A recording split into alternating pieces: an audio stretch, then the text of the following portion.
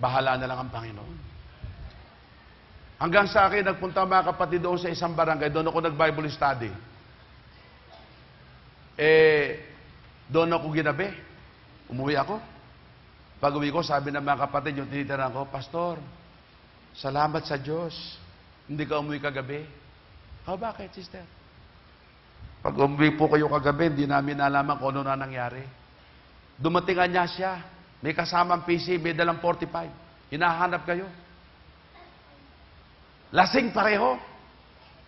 Mabuti wala kayo. Pag andito kayo, hindi na namin alam kung ano mangyayari. Sabi niya, salamat sa Diyos. Sabi nung tinitiran ko, sabi ko, ay salamat nga sa Panginoon. Dahil hindi ko nakauwi kagabi. Kung nakauwi, hindi ko na alam nangyari. Pero talagang ang Diyos nag-iingat. Sinadya ng Panginoon na hindi ako umuwi. Ay, anong laban ko doon? May baril yun, lasing yun. Nagsumbong ng maling sumbong, siyempre galit yung PC. Mga kapatid, talaga sabi ko, ang Diyos, mabuti.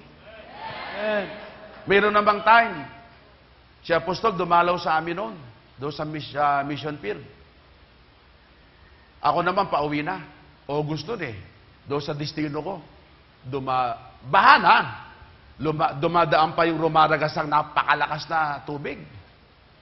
May dala pa ako maliit na blackboard. Dahil galing doon sa isang lokal, binigay sa akin, magagawin kong sulatan sa Sunday School. Yung aking sapatos, galing Marikina yon. Ano yun, ang swelas noon.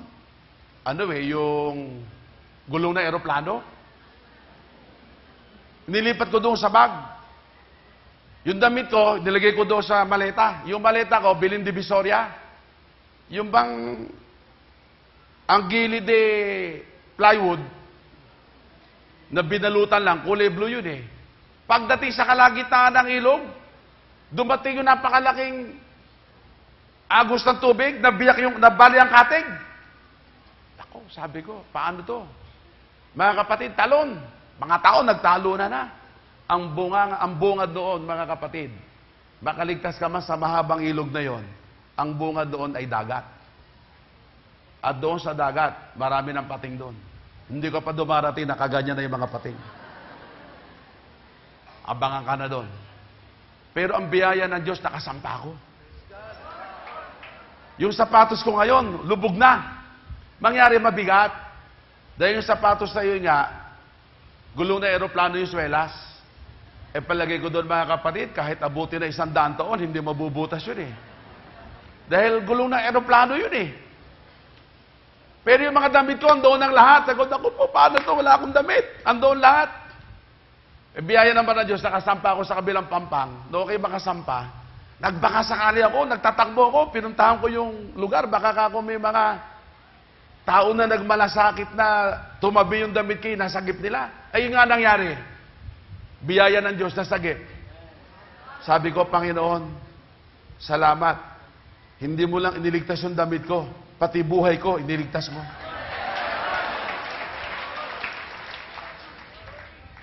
Sulat ako doon sa diary ko. Ang diary ko, malapad na notebook. Pag ang ulam namin palaka, nakalagay doon, ang aming ulam, palaka. Nakasulat lahat ito ngayon, nabali ang katig. Nakasulat lahat doon. Saan napunta yun? Kapapalipat-lipat.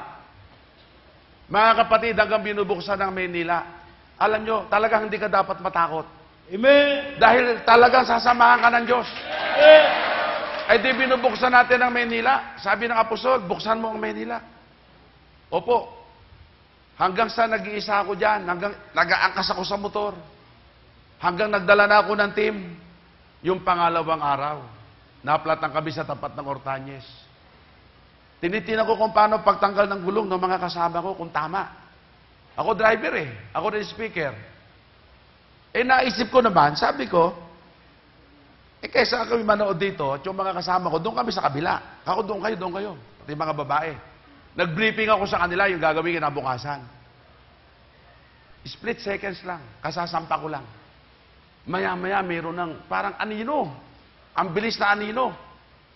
Nakakita ko yung mga kasama ko, yung tatlo, nakabulagta sa kalsada. Ang lalayo ng tapon. Kaya pala may mga kumalabog. Dahil dumadaan pala yung major ng Air Force. Dala niya yung kanyang Land Cruiser. Yung palalasing, sinuyod. Yung mga naggagawa ng gulong. Nagtatanggal ng gulong. Sabi ko, sige Brad, isa lang natin Habulin mo ka ako, kunin mo ang plate number. O pagkatapos yung mga kasama ko, babayang kasama ko, yung mga walang malay, inilagay namin sa taxi. At nag-pray kami doon sa loob ng compound ng school. Diyan sa may Ortanyes nung araw, may Ortanyes dyan Pinapanood kami ng mga tao habang kami nagpe-pray. Sabi ko, Panginoon, hindi na po baling hindi makita yung tao. Pero ang dalangin ko sa iyo, sana wala isang buhay na mawala sa mga kasama ko. Praise the Lord. At doon ko lalong na-realize, kung ako'y hindi umalis, mas malala ang tama sa akin. Kasi ako'y nakatayo Konting split seconds lang, umalis ako di siyempre, mas malakas ang impact, nakatayo ka. Sabi ko, kung mabuhay man ako, baka hindi na kompleto isip ko. At kung hindi, maaaring wala ka na. Wala ka na dito sa mundo.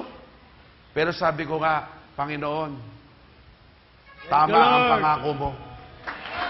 Ikaw ay isa sa amin. Hanggang sa katapusan ng sanglibutan. Amen. Yung unang pagsakay-sakay ko, parang may trauma ako Parang sinasabi ng Diablo, tumigil ka na, papatayin kita. Pag ako'y unang hawak sa manibela, parang may trauma pa ako ng konti. Pero pinalakas ako ng Panginoon. Amen. Parang sinabi ng Diyos, hindi, may gagawin ako. Yun ang pumasok sa isip ko, may gagawin ako. At tama pala. Itatayo ng Diyos ang kanyang gawain sa amin. Mga kapatid, pagka tayo pala mananampalataya, magtitiwala sa Diyos, hindi tayo pababayaan ng Panginoon. Amen. Purihin ang Panginoon. Kaya paniwalaan natin yung salitang sinasalita ng sugo ng Diyos. Ako talaga mga kapatid, sa kapurihan ng Panginoon, talagang I am fully convinced that our brother is an apostle of God. Lord. Isipin yung ultimo sa pagkasal. Sabi ng sugo ng Diyos noon, walang manggagawa na magpapakasal na magarbo. Dapat ang kasal, simple. Mga kapatid, to the letter. Kahit ang tao, kahit mahirap ka, pagdating sa kasal, napapaganda. Pero, sabi ng sugo ng Diyos mga kapatid, ang aming sinsing, tig-pipiso, binili dyan sa palengke ng Marikina. Hindi tumagal, kinalawang na. Praise the Lord. Yung damit, di Pastor Mona, ni sa amin ngayon, hindi pa papasa. Tingnan nyo picture namin. Kaya pag tinitingnan namin ng picture, para kami naawa sa sarili namin.